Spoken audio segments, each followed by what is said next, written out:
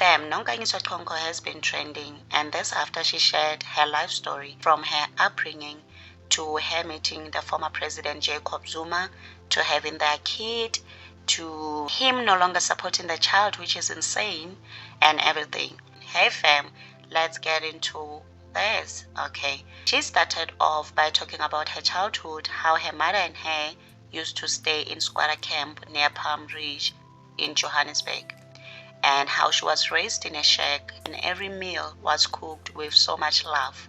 And as a child, she said she saw nothing bad.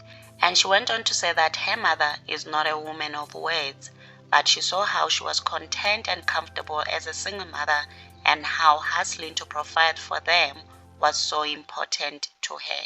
Went on to explain that this image was taken before she ever saw her menstruation. A lot of the things she said were said in Zulu, however that's not a train smash, as some of the news blog were kind enough to put almost everything she said in English. So we'll go through this article so we can talk about her. Okay, a tell-all from Laconco about her relationship with former President of the Republic of South Africa, Jacob Zuma. Staying a virgin was a personal choice. I never was a maiden who kept it for marriage or a husband. After he paid lobola, and I never felt the pressure. When I was ready for the baby dance, it happened. His position never fazed me. My position in his life, I never questioned it because he showed me. He loved me loudly behind closed doors, and that intimidated many to date. And when it comes to the Real Housewives of Durban, Google me. She said, now I want you to imagine this. You are in a marriage that you yourself is confused about it. You have a son to take care of. You're broke. You have media and people just following to see your life, and this opportunity comes. I refused to be part of this show because I knew my state of emotions. At the end, I was there, and some cast members provoked me to speak what they wanted to hear. This country was harsh on me. Some said I signed NDA to not speak about the former, or I'm living a lie. Let me clear this today. The only truth is that I was going through emotions, and I wasn't ready to speak my truth because I believe speaking while bleeding is dangerous. She said a lot, hey? But I'll go to the things that I want us to talk about. She also spoke about how her private relationship with the former President Jacob Zuma came to light, and how she was very much in love with him. Okay, and she said sometimes she would see him for 30 minutes and he would be fine. This time of my life was a test of being loyal to my values and principles.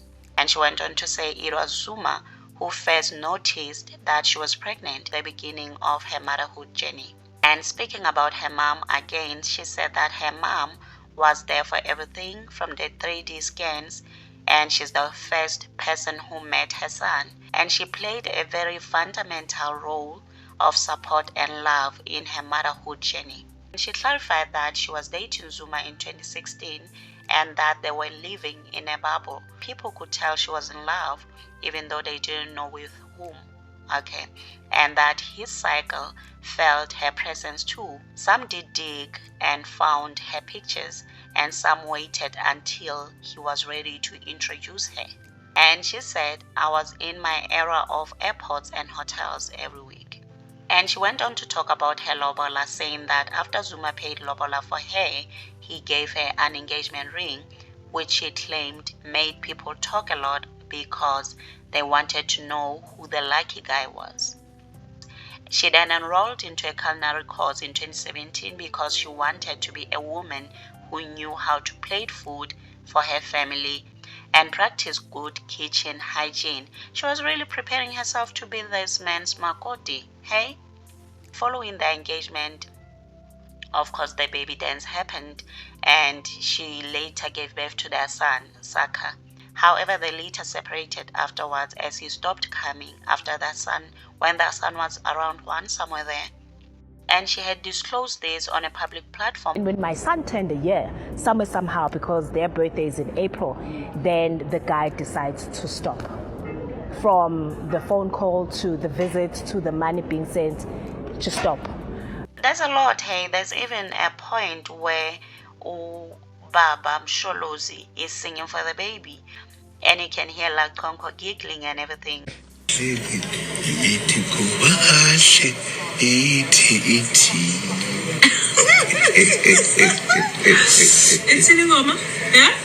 Seems like she was really in love with this man, and understandably so, because there's the first man she was with, broke her virginity and gave her a baby, and obviously you'd be in love with that person.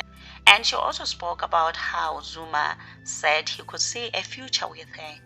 And you know what, the way she narrated her story, she gave me, I felt like I was reading a novel.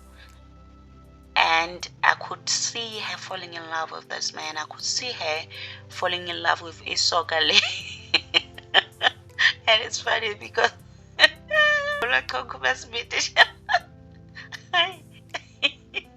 such a shame that they never worked out, but she was really ready to be this man's wife. She also mentioned how before they confirmed their pregnancy, Ubaba was the first one to notice that she gave birth to their son on his birthday. What a gift. And she went on to explain how she started all over again after this man. You can imagine she now has a baby with this prominent man, and she's broke, and now she has to start her life all over again. It must have been really a hard time for her. And she's saying this was the beginning of 2020. My goal here was to start a legacy, prove a point to myself, and provide for Saka. There was no plan. There was only faith and craze. Here, of course, she was making things work for her and her son. And she also talked about how she started her hair business with only 3,000 that she got from her mother. I don't understand how this man never set her up. You know what? He should really set Laconco up financially. Number one, he groomed her, broke her virginity, gave her a baby. She was barely over 18. So he owes her. In my opinion, he owes her. So he should be setting her up financially so that she lives comfortably. The sacrifice this girl made. Sex with him when he wanted, was it good? No. Major deduction. And she went on to appreciate all the people that have been with her, that stood with her, that held her down. And she told of how she worked hard to the point of being able to pay her bills, buy what she wants, and live life, and how she was then able to also take their son on his first safari vacation, how she took herself on her first international trip, that was Thailand, that she promised she would gift herself one day. And she wrote, was off to Thailand here. And I remember I shared this image, and Unondaba were on my case. Why is it my first while I was engaged to the former? The answer is I've never seen him to fulfill my dreams. Never was I able to ask things from him, including money. I've never seen a tender or position opportunity. I just couldn't ask when I know I can't do for myself. I have a principle that you ask what you can do for yourself. Whatever good thing he did for me then was out of his generosity. I always knew I'd be able to do things for myself. If you know my level of being ambitious. Laconco never asked this man for anything. Not even a dime. Not a tender position. Nothing. She should have, asked for everything. Now look, he left him broke with a child.